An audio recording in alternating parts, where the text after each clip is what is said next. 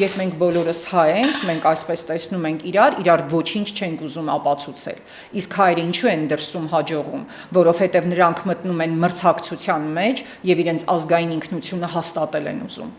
Մեզ այսօր Հայաստանում պակասում է հենց այդ մրցակցության եւ ինքներս մեր ուժերին հավատալու հանգամանքը։ Բավական է դուրս գանք այդ բարդույթներից, իսկ մեր կյանքում եղել են այդ բարդույթները։ Մեզ միշտ խանգարում է այն կարծրատիպը, որ մենք փորձում ենք ամենավատը փնտրել մեր մեջ, հետո հաջողությամբ փնտրում ենք, ես հաջողություն բառը ճակերտներով եմ գործածում, հետո գտնում ենք, ինքներս մեզ պիտակավորում ենք, ինքներս մեզ այսպես վհատեցնում, հուսահատեցնում, թևաթափ ենք անում, հետո էլ ասում ենք, տեսեք ինչ վհատ եւ լքյալ եւ թշվառ իրավիճակ է։ Իմ մանկությունն անցել է Երևանում, Կոմիտաս փողոցում,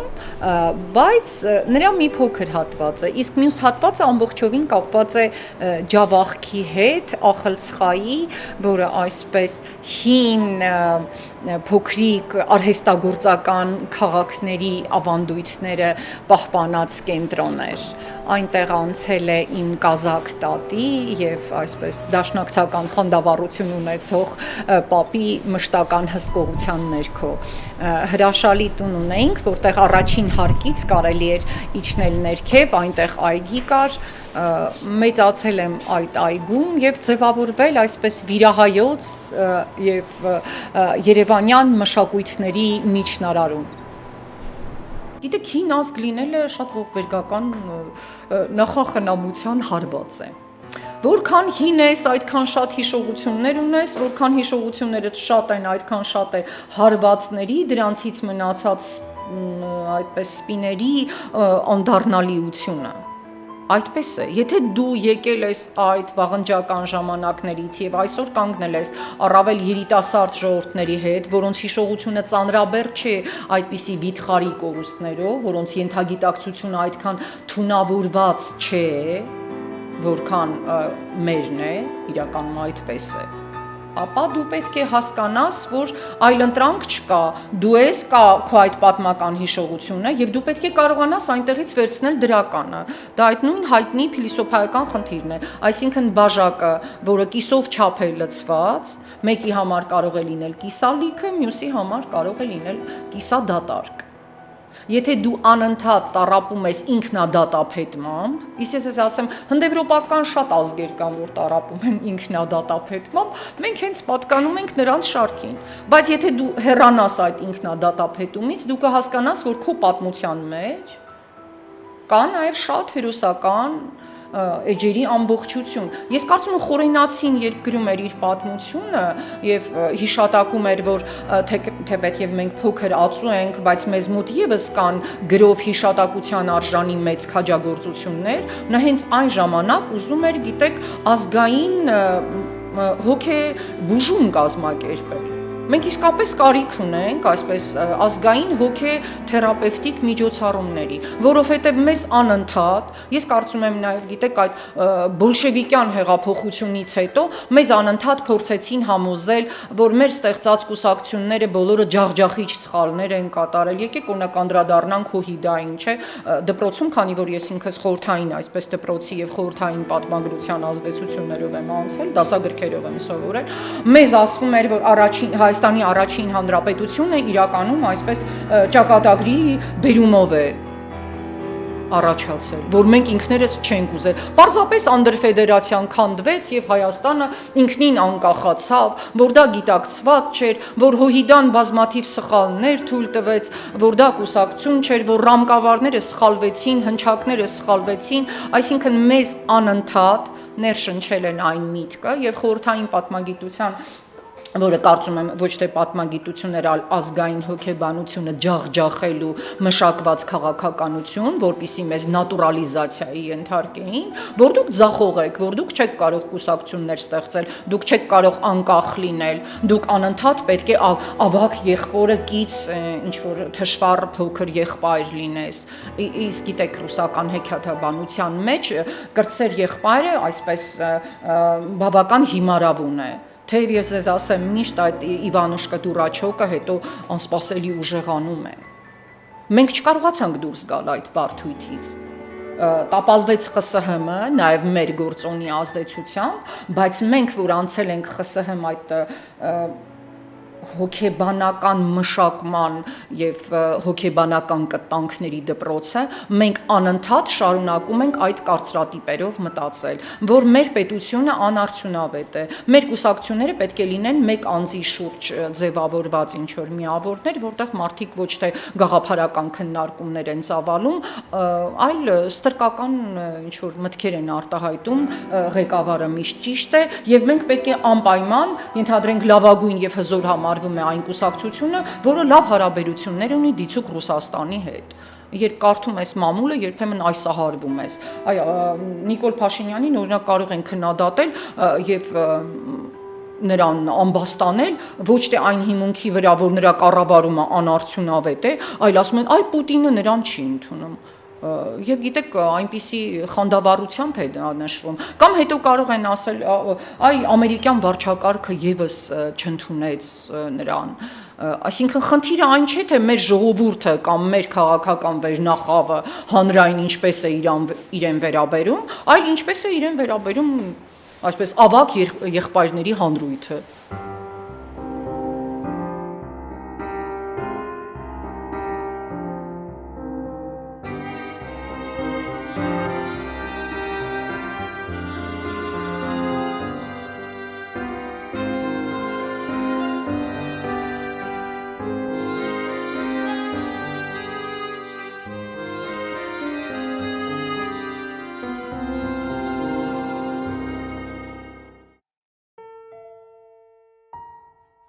Պետք է հիշել Վազգեն Սարգսյանի օրինակը կամ նրա անցած քաղաքական ճանապարհը։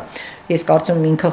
խտացումն էր այն ամենի, որ մեզ տարավ դեպի այդ գործող համակարգը եւ դրա հավերժական վերարտադրությունը, համենայն դեպս տեղապտույտը։ Այս տեսանկյունից ուզում եմ հիշել իմ այն հարցը, որ ես տվեցի Վազգեն Սարգսյանին, երբ ինքը արդեն ձևավորում էր այսպես իր թիմը, իր հանրապետական կուսակցությունը եւ Կարեն Դեմիրճյանի հետ պետք է ստեղծեր միասնություն դաշինքը։ Ես իրեն հարցրի, թե կերած կտրած հացը եւ ընկերությունը քաղաքական կատեգորիա է, բնականաբար իմ հարցը կարծես ռետորական էր եւ պետք է ակնկալվեր բացասական, ինքը խիստ այլայլվեց եւ բավական ծանր տարավ այդ հարցը, հետո ինձ պատմեցին, որ ինքը անդադ դրան անդրադարձել է եւ հակադարձեց, որ ես հայ չեմ, եթե այդպիսի հարց եմ տալիս։ Հետո տեղի ունեցան բազմաթիվ երևույթներ եւ վերջո տեղի ունեցավ հոկտեմբերի 27-ը, որը ի ցույց դրեց նաեւ այն իրողությունը, որ երբ դու հենվում ես քո զուտ ընկերների վրա, այդ կտրած կիսած հացի եւ պետական համակարգի միջև ընտրությունը կայացնում ես հոգուտ ընկերության եւ այդ հացի, ապա ձախողումը միանշանակ է։ Քեզ առաջինը հենց լքում են կամ չեն կարողանում իրենց մասնագիտական կարողունակություններին համապատասխան արձագանքել քո ընկերները։ Եվ դրա համար ես ուզում եմ շեշտել, որ քաղաքական կյանքում պետք է դուրս գալ այդ կարծրատիպից եւս, այն, որ մեր իշխանական վերնախավը անընդհատ առաջնորդվում է իր ընկերներով, իր շրջապատով եւ ենթադրում է հավատարմություն այդ արժեքին, դա շատ վտանգավոր ճանապարհ է, դա ցույց է տալիս, որ մենք գնում ենք պետության սխալ ճանապարհով եւ դա անընդհատ օգտագործում են մեր դեմ։ Ոստի այդ իմ հարցը եւ նաեւ ես անակնկալի եկա այդ արտահայտությունից, որ դու կտրված ես ժողովրդից եւ այլն եւ դու հայ չես։ Ընդհակառակը ես կարծում հենց հայն այն մարդիկ, որոնք հասկանում են, որ ընկերությունը ընկերություն է, իսկ պետականաշինությունը եւ ընդհանրապես գաղափարական ոլորտը բոլորովին այլ հարթություններ են, չի կարելի այդ հարթությունները խառնել, երբ խառնում ես միշտ Երևան են գալիս ռոմանտիկ արկածախնդիրներ, ճակերտներում իհարկե ռոմանտիկ, որոնք կատարում են իրենց սև գործը։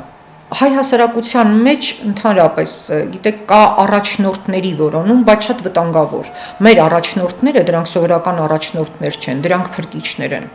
Մեր ժողովուրդը անպայման ակնկալում է, որպիսի ահա պետք է ծագի մի աստղ, պետք է իջնի Աստծո որդին, փրկիչը, որը մեզ իր այդ առաքելականությամբ դուրս կբերի դեգերումներից։ Ըստ երևույթին, քանի որ հայերը եւ հրեաները այսպես բախտակից եւ մերձ ճակատագրի ժողովուրդ են, մենք սպասում ենք կամ Հիսուս Քրիստոսին, առավելագույնը կամ նվազագույնը Մովսեսին։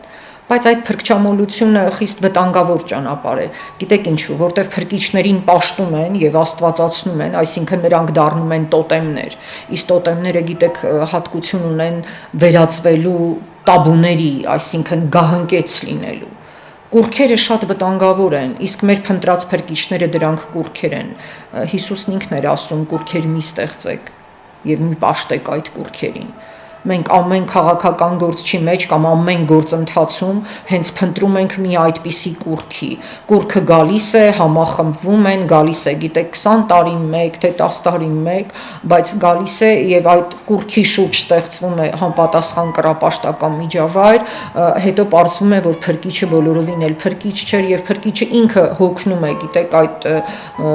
դերակատարումից կամ այդ առաքելությունից, որ դնում են իր ուսերի վրա։ Հայ ժողովրդին պետք է ոչ թե փրկիչներ, ոչ թե Մովսես, որը միայնակ այսպես իրեն դուրս կբերի անապատից, եգիպտական գերությունից, մենք եգիպտական գերություն չունենք, մեր գերությունը զուտ հայկական է, մեզ պետք են արհեստավարժ, նվիրյալ եւ գաղափարական մարդիկ, ընդ որում գաղափարական մարդկանց թիմը միշտ ավելի գործունակ է։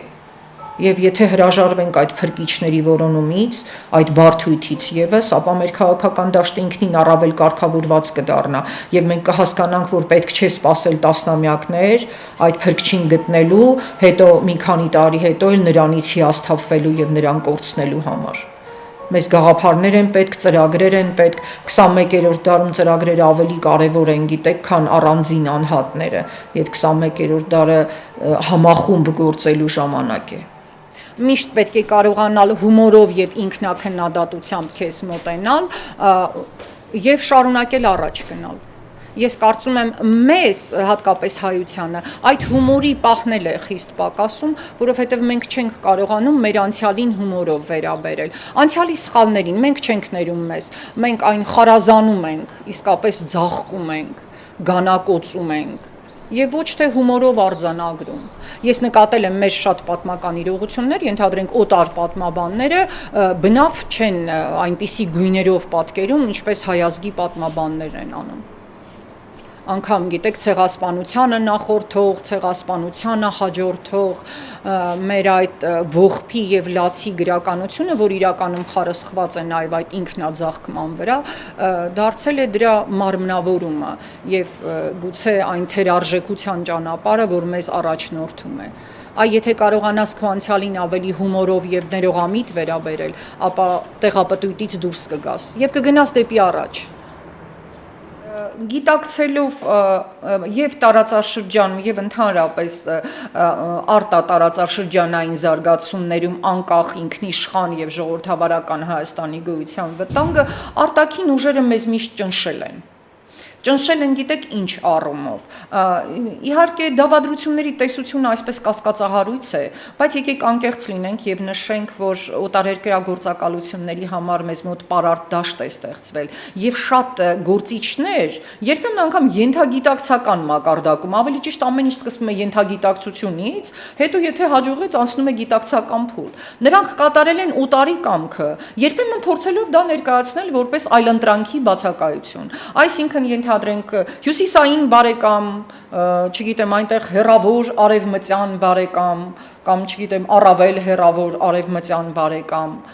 եւ այդ ամենը մեզ միշտ խանգարել է։ Դրա համար գիտեք իրական լյուստրացիայի երևույթը, որը ես նաեւ չեմ ուզում բացարձակեցնել եւ գերքաղաքականացնել,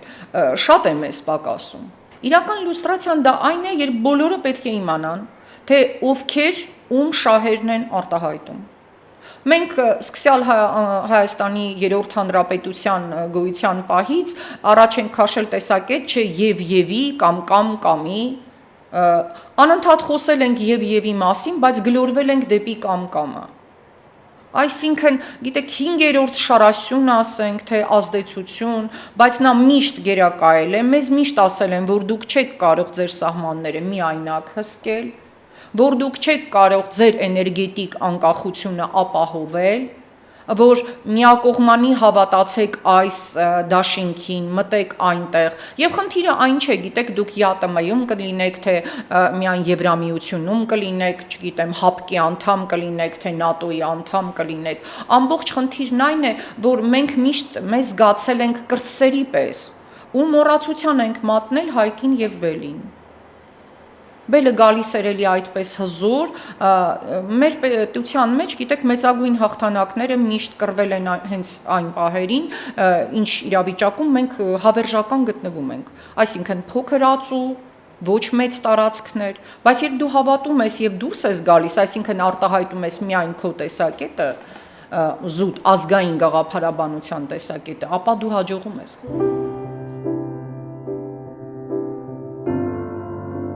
Քանի որ իմ երիտասարդությունը համընկավ Արցախյան շարժման հետ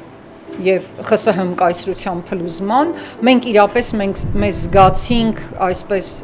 աշխարհը փրկողներ եւ հայությունը ինքնահաստատողներ։ Եվ այդ ճանապարհին անխուսափելի էր մուտքը դեպի մամուլ։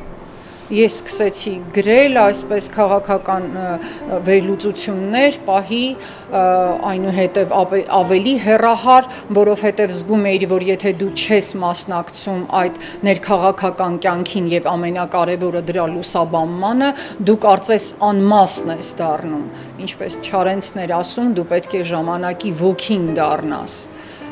Ժամանակը այդպիսին էր, մարտական էր, եւ իմ լրատվության մեջ որոշակի դերակատարում ունենալու խանդավառությունը թելադրված էր դրանով։ Այն ժամանակ մեծ նպատակներ էին դրված, մենք իսկապես 4-րդ իշխանություն էինք կերտում Հայաստանի ինքնիշխան պետության, Միացյալ Հայաստանի, Արցախ Հայաստան ինքնիշխան պետության ապագան եւ ամեն քաղաքացի հատկապես լրագրող, լիներ դա ազգային ժողովում, թե տնտեսական գործունեության ոլորտում նոր էինք կառուցում, այսպես մեր դրամը մուտք գործեց հայկական ազգային դրամը, մեր ազգային տնտեսական գաղափարաբանության հիմքերն էին դրվում, գիտեք, մեծ վեճերի ժամանակ էր։ Ես այժմ կարոտով եմ հիշում այդ շրջանը, որովհետև եւ լրագրողները եւ քաղաքական գործիչները խոսում էին շատ մեծ նպատակների մասին, նրանք կարող էին կատաղի բանավիճել, բայց դրանք գաղափարների շուրջ էին եւ ոչ թե անձնական մանր այսպես հիշեցումների եւ մանր խայթոցների։ Գիտեք, ժողովրդի այդ չափազանց բարձր քվեն խանգարեց Նիկոլ Փաշինյանին, արփեցրեց։ Երբ քեզ ընձեռված վստահությունը շատ մեծ է լինում, պատասխանատվության բեռնել է շատ մեծ լինում, բայց առաջի պահին դու այդ պատասխանատվության գերբեռը չես տեսնում եւ տեսնում ես միայն նրա զգայական կողմը եւ դու կարծես մի փոքր հանգստանում ես, հեռանում ես, կտրվում ես, զբաղվում ես ինքնամխիթարանքով, որ դու տևական ժամանակ միայնակ ես եղել եւ արդյունավետ ես եղել, բայց հենց իր ամբողջ քաղաքական փորձը ցույց տվեց, որ երբ ինքը միայնակ էր, ինքը բոլորովին էլ հաջողակ չէր։ Ինքը հաջողակ դարձավ միայն այն ժամանակ, երբ մարդիկ միացան իրեն ու տարան առաջ։ Բայց այսօր 2 տարի անց ինքը անդադ ասում է, որ ես ինչքան ժամանակ եմ միայնակ եմ մնացել, եւ դա ասում է հպարտությամբ, որը շատ այսպես խոցելի եւ վտանգավոր է։ Իշխանության մեջ, եթե դու միայնակ ես, ուրեմն դու արդեն կորցնում ես հենց այդ սուվերենությունը։ Զոմբիները դրանք այն մարդիկ են, որոնց ենթագիտակցությունը որոշում է իրենց գիտակցությունը, այսինքն գիտակցականության ցածր աստիճան ունեցող մարդկանց հատվածը, որը առաջնորդվում է միայն բնազդներով, իսկ բնազդը գիտեք, չէ, շատ կառավարելի է, դուք կհիշեք Պավլովի այդ փորձերը այնտեղ շան մոտ ինչպես առաջացնել թքարտադրություն, չէ, այդ լույսի միջոցով։ Գիտեք, ենթագիտակցությունը շատ վտանգավոր է, այնտեղ դևեր կան։ Երբ մարդը չունի գիտակցություն այդ դևերին կառավարելու համար։ Իսկ եթե ավելի խորքային ասենք, ես օրինակ Ֆրոյդի այդ տեսակետը շատ կիրառելի եմ համարում։ Մարդը ինչից է բաղկացած՝ ենթագիտակցությունից, գիտակցությունից եւ գեր-եսից։ Այսինքն իդը, ենթագիտակցականը, էգոն, քո եսը, որը դա գիտակցությունն է, եւ գեր-եսը, Գերիեսը, գիտեք, դա քաղաքակրթական զարգացումն է։ Մենք բոլորս կարող ենք ունենալ տարբեր մղումներ, ենթադրենք նաև ստորին վնասներ, բայց մարդու ամբողջ իրական վարքագիծը պետք է կարգավորվի այդ գերիեսով, այսինքն դա այն տաբուների համակարգն է։ Չարենցի այդ խոսքերով ինձ համար ասպասին բնասն։ Եղիշե Չարենցը միշտ եղել է իմ գրական, հայկական գագաթներից անգերազանցելին։ Դպրոցական ժամանակներից միշտ մտածել եմ, որ այդպիսի մի հզոր իրողություն, այսինքն իրողություններ, ինչպիսին Եղիշե Չարենցն է, մեզ պետք է առաջնորդի եւ փրկի։